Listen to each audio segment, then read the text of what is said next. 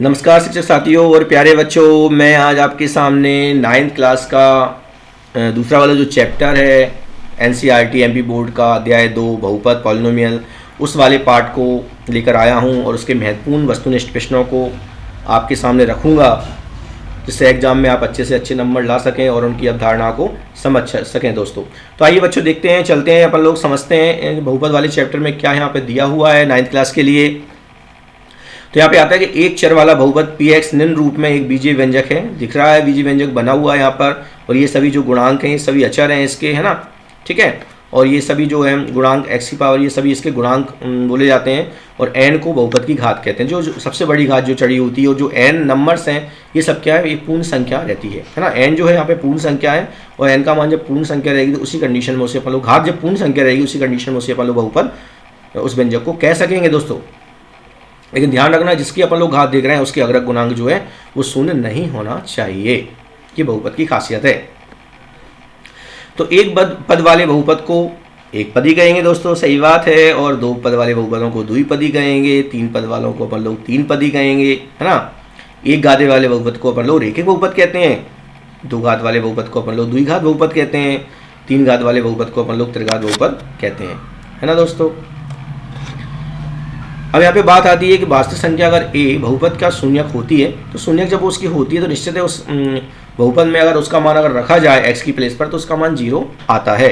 तो ये बात सही है कि अगर वो शून्यक है तो उसको वो 0 कर देगा, मतलब उसको संतुष्ट कर देगा उस बहुपद को। अगली बात आती है कि एक चर में प्रत्येक रेखिक बहुपद pa का मान अद्वितीय होता है, सही बात है। अगर वो रेखिक बहुपद है तो उसका मान यूनिकली निकलेगा, ठीक है। अब शेषफल प्रमेय आती है। शेषफल प्रमेय क्या सिखाती है अपन को, वो ये कहती है कि अगर कोई बहुपद है और वो एक या एक से अधिक घात वाला कोई बहुपद है और उसे अपन लोग किसी रेखिक बहुपद से भाग उसको दे रहे हैं, तो जहाँ पे जो गुणनखंड में जो वैल्यू यहाँ पे आ रही है रेखिक बहुपद में, यानी x माइनस a आ रहा है, तो यहाँ पे जो a आ रहा है उसको अगर उस बहुपद में रखा जाए, है ना, x के प्लेस पर, तो जो वैल्यू आएगी वो उसका शेषफल डिनोट करेगी दोस्तों, ठीक है। समझ में आ गया आपको। अगर कोई बहुपद में अगर x माइनस a रेखिक जो बहुपद है उसका डिवाइड किया जाएगा, उसका भाग दिया जाएगा, तो उसमें जो घटा हुआ हिस्सा है, मतलब x माइनस जो a है, अगर इस वैल्यू को यहाँ पर रखा जाएगा चर की जगह पर, तो उस बहुपद का मान क्या आएगा, उस बहुपद का जो मान आएगा वो उसका शेषफल कहलाएगा दोस्तों। तो ये शेषफल प्रमेय शेषफल निकालने के काम में आती है, तो ये शेषफल आएगा इसका pa दोस्तों, ठीक है। अगला है, अगर pa बराबर 0 होता है, अगर मान लो ये बिंदु रखने पर बहुपद का मान 0 होता है, तो निश्चित बात है कि x माइनस a px का एक गुणनखंड होगा। तो ये यहाँ पे गुणनखंड वाली बात भी यहाँ पे लागू होती है। गुणनखंड अगर चेक करना है तो उसमें जिसको गुणनखंड चेक करना है रेखिक बहुपद को, तो उसका मान आप निकाल कर, x का मान उससे निकाल कर आप उसमें रख देंगे बहुपद में, तो उसका मान अगर 0 आएगा तो निश्चित है कि वो उसका गुणनखंड हो जाएगा। तो ये गुणनखंड चेक करने का प्रोसेस भी होता है गुणनखंड प्रमेय से, ठीक है दोस्तों। अब ये सर्वसमीकरण यहाँ पे आई हैं, 4 सर्वसमीकरण, इनको भी अपन लोग काउंट कर लेते हैं, ये भी महत्वपूर्ण है यहाँ पर कि x plus y plus z का होल स्क्वायर अगर रहता है तो उसको अपन लोग किस तरह ओपन कर सकते हैं, उसको ओपन कर सकते हैं x square plus y square plus z square plus 2xy plus 2yz plus 2zx, ये ओपन करने का तरीका इसका होता है। फिर ये x प्लस वाई का अगर q लिखा है तो इसे कैसे ओपन करेंगे, तो x cube plus y cube plus 3xy और कोष्टक में x प्लस वाई, इस तरह से। अगर माइनस का है तो सब जगह माइनस आएंगे, ये x cube minus y cube minus 3xy और x माइनस वाई। तो यहाँ प्लस का अगर होता है तो सब जगह ये माइनस प्लस आते हैं, और माइनस का होता है तो सब जगह ये माइनस आते हैं। अगर मान लो इस तरह का कोई सर्वसमीकरण है कि x cube plus y cube plus z cube minus के 3xyz, तो इसका जो फार्मूला होता है वो ये रहता है x plus y plus z एक कोष्टक में, और सेकंड कोष्टक में x square plus y square plus z square minus के 2xy माइनस वाई जेड और माइनस zx, ठीक है दोस्तों। तो इस सर्वसमीकरण सवालों में काम में आने वाली हैं, जो अपन वस्तुनिष्ठ प्रश्न पढ़ेंगे उनमें ये सभी काम में आने वाली हैं। तो इनको आपको you will have to remember all that, इन सबको आपको याद करना पड़ेगा, ठीक है दोस्तों। चलिए आगे बढ़ते हैं यहाँ पर कि सही विकल्प चुनिए। तो यहाँ सही विकल्प वाले अपन लोग प्रश्न पहले देख लेते हैं। तो पे लिखा है निम्न में से बहुपद है। अब बहुपद है तो बहुपद की जो कंडीशन होती है वो अपन लोग जान लेते हैं। चर की घात उसमें कितनी होनी चाहिए, चर की घात पूर्ण संख्या होनी चाहिए। पूर्ण संख्या है स्टार्ट फ्रॉम 0, 0, 1, 2, 3, ये घातें अगर लगी हुई हैं तो निश्चित है कि वो एक बहुपद होगा वो व्यंजक। तो इसमें देख लेते हैं। तो यहाँ पे अंडर रूट लगा हुआ है, तो अंडर रूट का मतलब 1/2 होता है, और 1/2 पूर्ण संख्या नहीं होता है, तो ये बहुपद नहीं है। इसमें भी अपन देख पा रहे हैं ये बटे में लिखा हुआ है, तो बटे में कोई बहुपद की बात होती नहीं है। यहाँ पे एक्स स्क्वायर लिखा हुआ है, लेकिन ये जो एक्स स्क्वायर पास वाला ये ऊपर जाएगा तो x माइनस 2 हो जाएगा, x की पावर माइनस 2 हो जाएगी, और माइनस 2 पूर्ण संख्या नहीं होता है तो ये भी बहुपद नहीं है। लेकिन इसमें आप देख सकते हैं कि x की जो घात है वो पूर्ण है, यहाँ पे 1 है, यहाँ पे 2 है, तो पूर्ण संख्या घात लगी हुई है यहाँ पर, इसका मतलब ये दूसरा द नंबर का है, ये बहुपद है दोस्तों। ठीक है, आगे बढ़ते हैं, दूसरा देखते हैं, निम्नलिखित में बहुपद नहीं है। तो इसमें देखो 5 है तो ये बहुपद है, 0 ये शून्य बहुपद है, ये अक्षर बहुपद है, इसमें x की घात 1 है तो ये भी एक बहुपद है। लेकिन इसको जब अपन लोग बाय को यहाँ ब नंबर के में ऊपर ले जाएंगे तो बाय की पावर ऋण 1 आ जाएगा बाय पर, और ऋण 1 जो होता है वो पूर्ण संख्या नहीं होता है दोस्तों, तो ब नंबर का बहुपद नहीं है। तीसरा है शून्य बहुपद की घात है, शून्य बहुपद की घात है। अब शून्य बहुपद की घात जो होती है वो परिभाषित नहीं होती है दोस्तों, तो शून्य बहुपद की घात परिभाषित नहीं होती है, तो ये स नंबर का इसका सही होगा कि शून्य बहुपद की घात परिभाषित नहीं होती। सही बात है, क्योंकि शून्य बहुपद की घात परिभाषित इसलिए नहीं होती है क्योंकि शून्य जो पद रहता है उसका जब अपन लोग अगर बहुपद वाला फॉर्म बनाएंगे तो उसका अग्रक गुणांक 0 हो जाएगा, और शर्त ये होती है घात के लिए कि उसका अग्रक गुणांक 0 नहीं होना चाहिए, तो इसलिए परिभाषित शून्य बहुपद की घात नहीं होती है दोस्तों। तो यहाँ देख पा रहे हैं कि चौथा वाला जो है प्रश्न वो देख लेते हैं।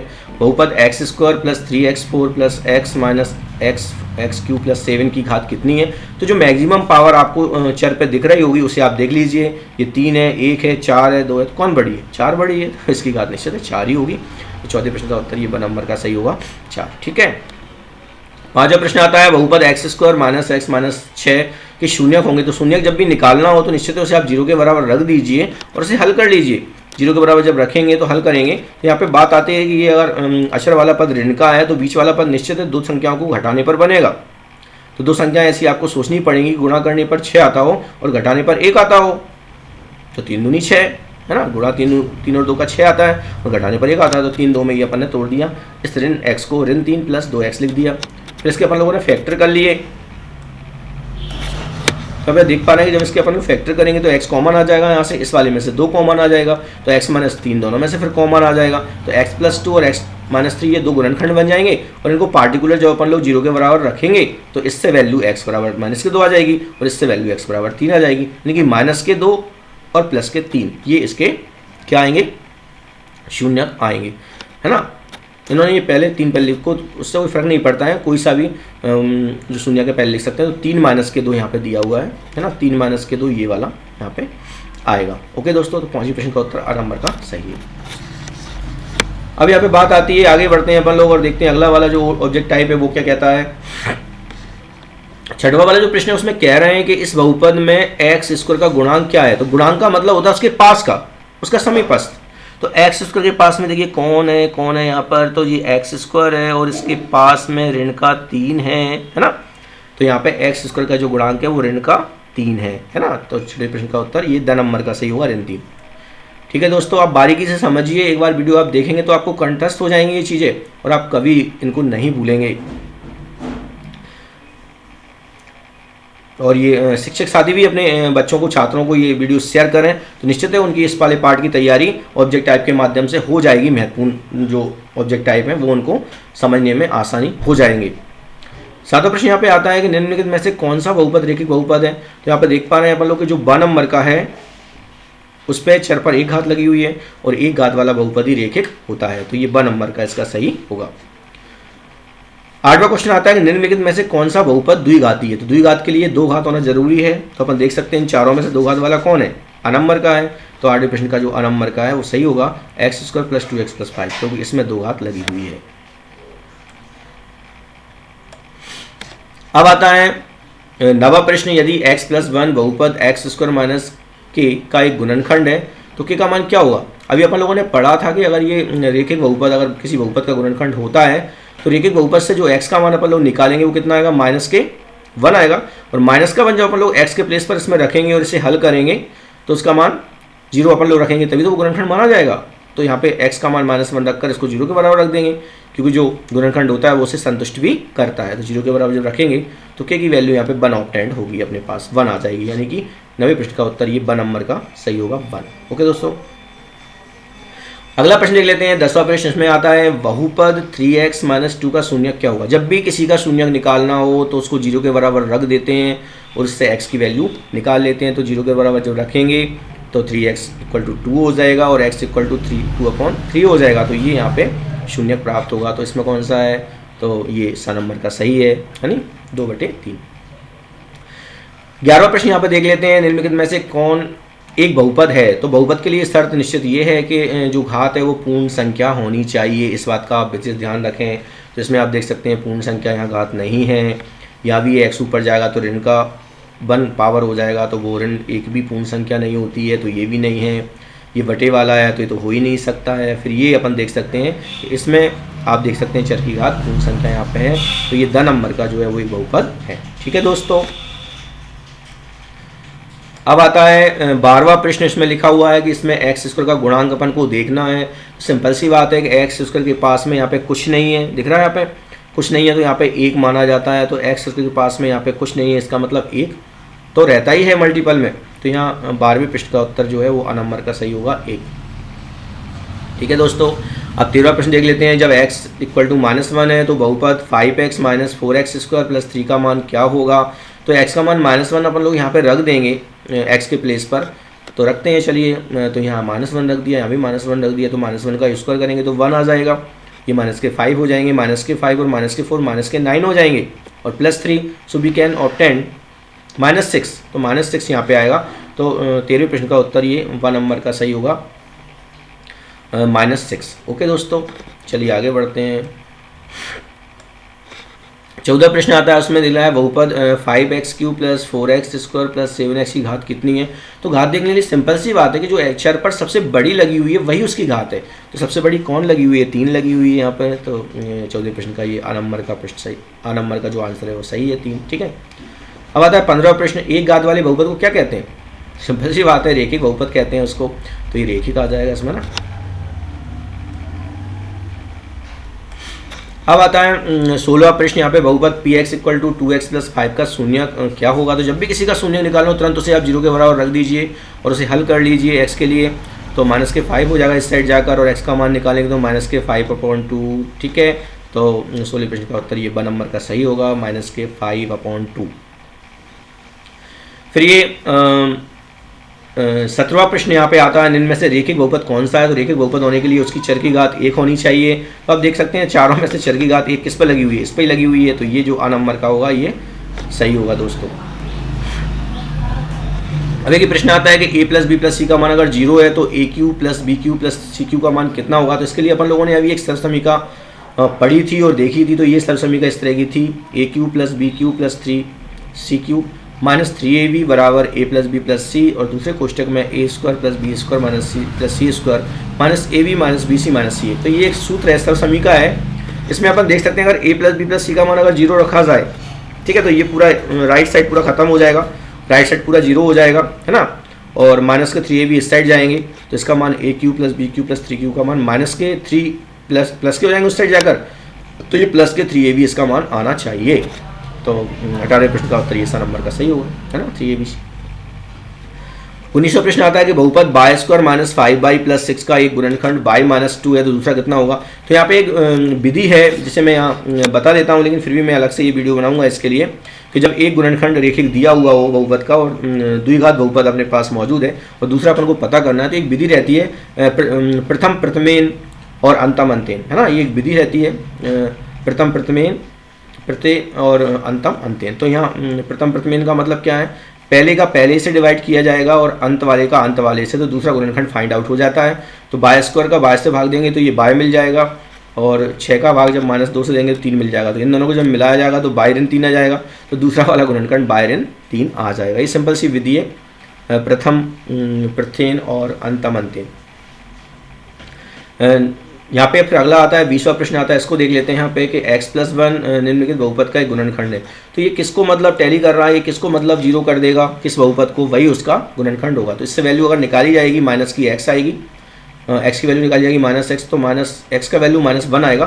तो -1 किस में रखने पर वो इसे 0 कर रहा है, तो निश्चित है इसको रखने पर, सभी में 0 नहीं हो पा रहा है, लेकिन ये सा नंबर का है, इसमें रखने पर -1 0 हो पा रहा है। देखिए -1 यहाँ रखा, यहाँ रखा, तो ये -1 हो जाएगा, ये +2 हो जाएगा, तो ये आपस में कट गए, सभी 0 हो गया। इसका मतलब ये जो है इसी को 0 कर रहा है, इस बहुपद को, इसका मतलब ये इसी का एक गुणनखंड है। फिर 21वां प्रश्न आता है, निम्न में 20 घात वाला, तो सिंपल सी बात है, जो मैक्सिमम घात 20 जब दिख जाए आपको वही उसका बहुपद होगा। तो x⁻20 + 1 ये इसका बहुपद होगा। ठीक है दोस्तों, फिर ये 22वां प्रश्न आता है, यहाँ पे लिखा है बहुपद 2x + 1 और 2x + 3 की घात कितनी होगी। तो जब मल्टीप्लाई अपन करेंगे तो x की जो बड़ी घात है वो 2 बन पाएगी यहाँ पर, तो ये 2 घात वाला रहेगा। सिंपल सी बात है यहाँ पर कि 1 नंबर का सही होगा। अब आते हैं रिक्त स्थान आते हैं, यहाँ पर रिक्त स्थान को देख लेते हैं अपन लोग, है ना। तो पहला यहाँ पे आता है कि वास्तविक संख्या a बहुपद px का शून्यक होता है। जब शून्यक होता है तो वो उसे संतुष्ट करता है बहुपद को। तो यहाँ पे x की प्लेस पर a रखेंगे तो वो उसे 0 कर देगा बहुपद को, है ना। तो ये बात सही है, यहाँ पे 0 आना चाहिए, खाली स्थान में 0 भरा हुआ। दूसरी बात है कि 3 घात वाले बहुपद को क्या कहते हैं, त्रिघाती या त्रिघात, है ना। तो यहाँ पे त्रिघात या त्रिघाती भर सकते हैं अपन लोग। ओके, 2 पदों वाले बहुपद को, पदों के हिसाब से बात चल रही है, घात के हिसाब से यहाँ पे बात चल रही है तो घातों के हिसाब से नाम आएगा, और पदों के हिसाब से बात चल रही है तो पदों के हिसाब से नाम आएगा। अब 2 पद वाला है तो द्विपदी, है ना, तो यहाँ द्विपदी आएगा। ओके, द्विपदी बन जाएगा। फिर यहाँ पे लिखा हुआ है भाज्य, भाजक, भागफल और शेषफल में क्या रिलेशनशिप होता है आपस में, ये अपन को पता होना चाहिए। तो भाज्य बराबर होता है भाजक गुणित भागफल प्लस शेषफल, तो यहाँ पे शेषफल वाला हिस्सा यहाँ पे भरा जाएगा, शेषफल आएगा। चौथा है बहुपद में चर की घात सदैव पूर्ण संख्या होती है। बहुपद में चर की घात सदैव पूर्ण संख्या होती है, तो ये अपन लोग परिभाषा में जब से ही कहते चले आ रहे हैं कि बहुपद वो जब ही होता है जब चर की घात पूर्ण संख्या हो। तो यहाँ पे पूर्ण संख्या भरी होगी दोस्तों। अगला खाली स्थान आता है -5x4 + 3x में x4 का गुणांक कितना है। तो x4 का गुणांक -5 है। सही बात दिख रहा है कि x4 के पास में कौन है, -5 है, तो -5 आएगा यहाँ पे। फिर 7वां जो है खाली स्थान उसको देख लेते हैं, बहुपद 3x + 2 का शून्य कितना हो। जब भी शून्य पूछा जाए 0 के बराबर तुरंत उसको रख दीजिए। तो 0 के बराबर जब इसे रखा और x का मान निकाला तो -2/3 आया, तो यहाँ खाली स्थान में -2/3 आएगा। 8वां यहाँ पे प्रश्न आता है, इसको देख लेते हैं, x² - y² x + 1 x। अभी भी ये 6 में ये क्वेश्चन आया था, 6 के पेपर में आपने देखा होगा, ये वाला क्वेश्चन पूछा गया था। ये एक सरल समीकरण है और x² - y² बराबर होता है, एक बार प्लस में लिख दिया जाता है इसको और एक बार माइनस में, x + 1 x + y और दूसरे कोष्टक में x - y। ये महत्वपूर्ण एक सरल समीकरण है। फिर यहाँ पे ये 9वां प्रश्न आता है, बहुपद में सबसे बड़े घात वाले घातांक बहुपद की घात होती है। सही बात है, बहुपद में जो सबसे बड़ा घात आपको दिखेगा वही उसकी घात होती है, तो यहाँ पे घात भरा होगा इस जगह, ठीक है। फिर यहाँ पे 10वां आता है, बहुपद जिसमें 3 पद हों। अब 3 पद होंगे तो उसका नाम त्रिपदी रहेगा, है ना। पदों के हिसाब से बात चल रही है तो 3 पद वाला त्रिपदी, यहाँ पे त्रिपदी भरा होगा। बहुपद में 1 पद वाला है तो 1 पद ही कहलाएगा, पद के हिसाब से बात चल रही है, मतलब पद के हिसाब से बात चल रही है तो उसके हिसाब से नाम लिखा होगा, और अगर घात के हिसाब से बात चल रही है तो घात के हिसाब से वहाँ पे नाम भरा जाएगा। 12वां प्रश्न आता है यहाँ पर, जब t बराबर 0 है तो बहुपद का मान कितना होगा। तो t का मान जब 0 इसमें रख देंगे तो क्या बचेगा, ये सब फिनिश हो जाएंगे, इधर का पार्ट केवल 2 आएगा, तो इसका आंसर मान यहाँ पे 2 भरा जाएगा, 2 आएगा। फिर ये 13वां प्रश्न जो है 99 पे घात 3 लिखा हुआ है, मतलब 99 का अपन को क्यों पता करना है। तो 99 का अपन लोग 3 बार गुणा करेंगे तो ये वैल्यू यहाँ पर आ जाएगी और इसका अपन गुणा करके पता कर लेंगे। बाद में कभी शॉर्ट वीडियो में फ्री में आपको घन निकालना भी सिखाऊंगा, इजीली कैसे निकाल सकते हैं वो लोग। फिर ये 14वां प्रश्न आता है कि बहुपद जिसके सभी गुणांक शून्य हों, शून्य बहुपद कहलाता है। सही बात है, इसमें सभी गुणांक शून्य होंगे तो इसे शून्य बहुपद कहेंगे, यहाँ पे शून्य भरा होगा इस जगह पर। ओके, फिर ये 95 और 96 का गुणा करना है यहाँ पर। तो 95 और 96 का गुणा करके आप कितनी वैल्यू आएगी वो यहाँ पे अपन लोग गुणा करके देख सकते हैं, 9120, तो ये यहाँ पे आएगी, है ना। इस तरह से अपन लोग भर देंगे गुणा करके। फिर यहाँ पे तीसरा प्रश्न जो आता है, सत्य और असत्य वाला आता है, इसमें कौन सी बात सही है मैथमेटिक्स के अनुसार, कौन सी गलत है, वो अपन यहाँ पे ध्यान रखते हुए लिखेंगे सत्य असत्य। तो प्रत्येक रेखिक बहुपद अद्वितीय शून्य रखता है, सही बात है, तो ये सत्य हो जाएगा। 2 घात वाले बहुपद को रेखिक कहते हैं, ये तो गलत बोल रहे हैं यहाँ पर, तो यह सत्य है। प्रत्येक वास्तविक संख्या बहुपद का शून्यक होती है, प्रत्येक वास्तविक संख्या बहुपद का शून्यक होती है, सही बात है। शून्य कोई वास्तविक संख्या हो सकती है, तो ये सही बात है ना। तीसरा है 3 घात वाले बहुपद को द्विघाती बहुपद कहते हैं, ये भी गलत कह रहे हैं, है ना, तो ये गलत है। बहुपद 7 + 3x और बहुपद 3x² + 7x का एक गुणनखंड है। तो गुणनखंड होने के लिए ये इससे जो x की वैल्यू निकलेगी वो इसे संतुष्ट करना चाहिए। तो देख लेते हैं अपन लोग, यहाँ पर x की वैल्यू -7/3 यहाँ रख कर देखी तो ये देखो h इसका मान 0 आ गया, इसका मतलब ये इसका गुणनखंड है, यानी सही बात है। 6वां जो है, प्रत्येक बहुपद एक द्विपद होता है, ये तो गलत बात है, वो तो कुछ भी हो सकता है। 7वां जो है, एक द्विपद की घात 4 है, द्विपद की घात 4 हो ही नहीं सकती, तो ये यहाँ लिखा हुआ है एक द्विपद की घात 4, ये कह रहे हैं एक द्विपद, हाँ द्विपद की घात 4 हो सकती है, सही बात है कि 2 पद भले ही हैं उसमें लेकिन घात तो कितनी भी हो सकती है, तो ये 7वां सही बात है यहाँ। फिर जो 8वां है रेखीय बहुपद की घात 1 होती है, सही बात है, रेखीय बहुपद एक घात का ही होता है। फिर ये 9वां आता है कि एक बहुपद का शून्यक शून्य होता है। यहाँ पे लिखा हुआ है एक बहुपद का शून्यक सदैव शून्य होता है। सदैव कह रहे हैं, सदैव अगर नहीं होता तो ये ऐसे कहते एक बहुपद का शून्यक 0 होता तो ये चल जाता, लेकिन ये सदैव यहाँ पे बात जाने की वजह से ये बात गलत हो गई, यानी सदैव नहीं होता, कभी कभी हो जाता है, तो ये असत्य हो गया। 10वां है बहुपद x की पावर 100 एक पदी बहुपद है, सही बात है, इसमें एक ही पद है, सत्य बात है। 11वां है 3x² + 5 एक रेखीय बहुपद है, नहीं है, इसमें 2 घात लगी हुई है, इसका मतलब असत्य है। 12वां है अशून्य अक्षर पद की घात परिभाषित नहीं होती, अशून्य अक्षर पद की बात कर रहे हैं, अक्षर पद की तो होती है, शून्य बहुपद की नहीं होती, तो ये बात यहाँ पर गलत है।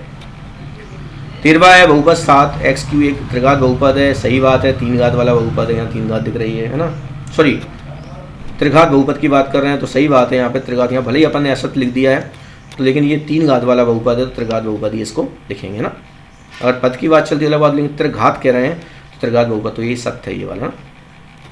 फिर यहाँ पे बात आती है बहुपद x² + x - 6 एक त्रिघाती बहुपद है, तो ये तो द्विघाती है, तो ये गलत कह रहे हैं यहाँ पर, ये असत्य आएगा, ऊपर वाला सत्य, ये सत्य है और ये असत्य है यहाँ पर, क्योंकि त्रिपदी सॉरी ये पदी बात चल रही है, सही बात है, ये त्रिपदी बहुपद कह रहे हैं यहाँ पर, तो 3 पद है क्या है, 1 2 3 त्रिपदी, सही बात है, 3 पद है, लेकिन इसमें ये गलत यहाँ पे लिख रहा है असत्य, ये सत्य होना चाहिए कि 7x³ की त्रिघात बहुपद है, 3 घात वाला ही है ना, तो सही है ये। फिर ये आता है 15वां क्वेश्चन।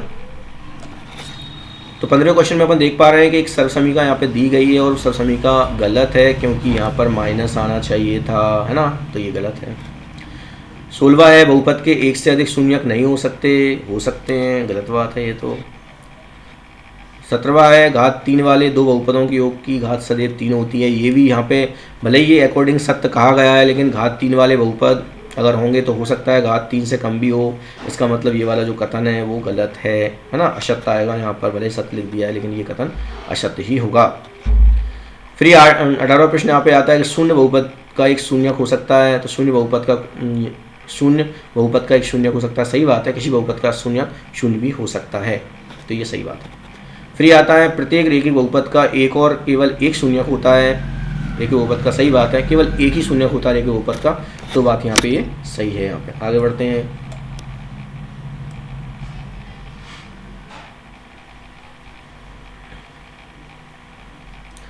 अब यहाँ पे सही जोड़ियाँ आती हैं और सही जोड़ियाँ अपन लोग यहाँ देख लेते हैं। सही जोड़ी में अपन लोग समझ पा रहे हैं यहाँ पर कि पहला वाला जो है तो ये एक सर्वसमीका यहाँ पे अपन को याद जो शुरू में मैंने बताई थी आपको, वो याद करनी पड़ेंगी आपको। तो x³ - y³ जो होता है वो किस तरह से फैला होता है, उसका किस तरह विस्तारण होता है, प्रसारित होता है, वो तो ये इसका ये है माइनस वाला x - y x² + y² + xy, तो ये वाला इसका ओपन होगा इस वाले का, तो ये इससे मिलेगा ये। फिर दूसरा है x³ + y³, इसका प्रसारण इससे होगा x + y x² + y² - xy, इससे मैच हो जाएगा। ये प्लस वाला प्लस वाले से मैच हो जाएगा, ये माइनस वाला इस माइनस वाले से मैच हो जाएगा। तो x + 1 का शून्य निकालेंगे, तो जब इसका शून्य निकालेंगे तो -1 आएगा, तो ये इससे बाद से मैच हो जाएगा, ठीक है। इसमें लिखा है इसकी घात कितनी है, तो 4 घात है, 4 घात कहाँ ये है, तो ये इससे ई नंबर से मैच हो जाएगा।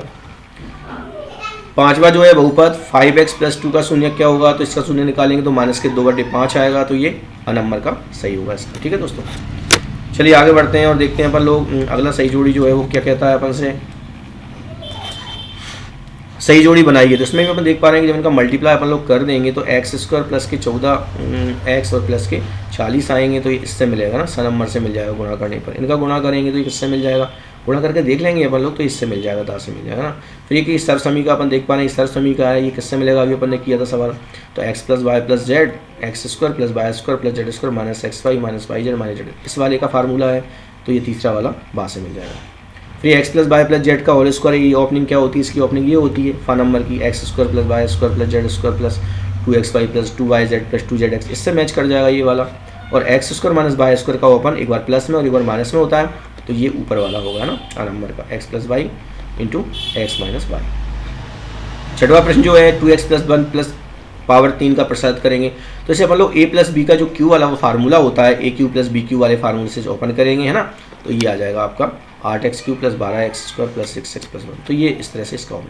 इस तरह से अपन देख पा रहे हैं अगर 4 भी ऑप्शन अपने मिल जाते हैं तो 5वां अपन लोग आसानी से मिला सकते हैं। 4 अगर सही हो जाते हैं तो 5वां अपने आप ही सही हो जाएगा दोस्तों। अब आते हैं यहाँ पर एक शब्द वाले उत्तर आते हैं, उनको देख लेते हैं अपन लोग। तो एक शब्द वाले उत्तर में ये पहला जो वाला जो प्रश्न है उसमें लिखा है कि अगर बहुपद को x+1 से भाग देने पर शेषफल क्या आएगा। तो शेषफल आने के लिए अपन लोग जानते हैं कि बहुपद से x का, इससे रेखिक वाले बहुपद से मान x का निकालिए तो -1 आएगा, और -1 जब इसमें रखेंगे तो उससे अपना शेषफल पता चल जाएगा। तो -1 जब इसमें रखेंगे सॉल्व करेंगे इसका मान 0 आएगा, तो शेषफल 0 आएगा डेफिनेटली। फिर 101 p 3 है तो इसका मान निकालना है, तो 3 बार गुणा कर लेंगे तो ये आ जाएगा जो भी है।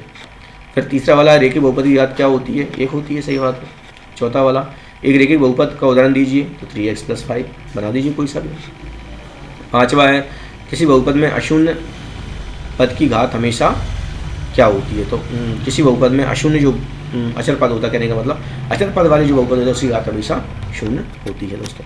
तो इस तरह से अपन लोगों ने देखा कि इस तरह से बहुत सारे प्रश्नों को अपन लोगों ने इसमें देखा। तो 9th क्लास में बहुपद वाला जो चैप्टर अपन लोग पढ़ेंगे, अगर इसका एक बार अपन लोग ये वीडियो पूरी देख लेते हैं और बच्चे इसको समझ लेते हैं तो निश्चित है उन्हें बहुत सारी बातों जो फंडे हैं वो क्लियर हो जाएंगे, बहुत सारी अवधारणाएं क्लियर हो जाएंगी, और इससे कनेक्टेड अगर कोई भी पेपर में क्वेश्चन आता है तो वो अच्छे करने में सक्षम होंगे। धन्यवाद दोस्तों।